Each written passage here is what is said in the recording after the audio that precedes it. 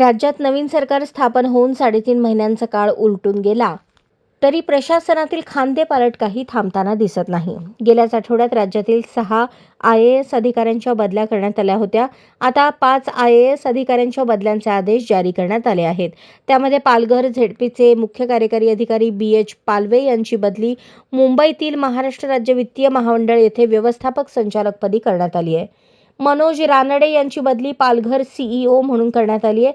2020 बॅचच्या मध्य प्रदेश कॅडरच्या IAS अधिकारी अंजली रमेश यांना महाराष्ट्रात आणण्यात आले असून त्यांच्याकडे हिंगोली जिल्हा परिषदेच्या मुख्य कार्यकारी पदाचा पदभार देण्यात आला आहे.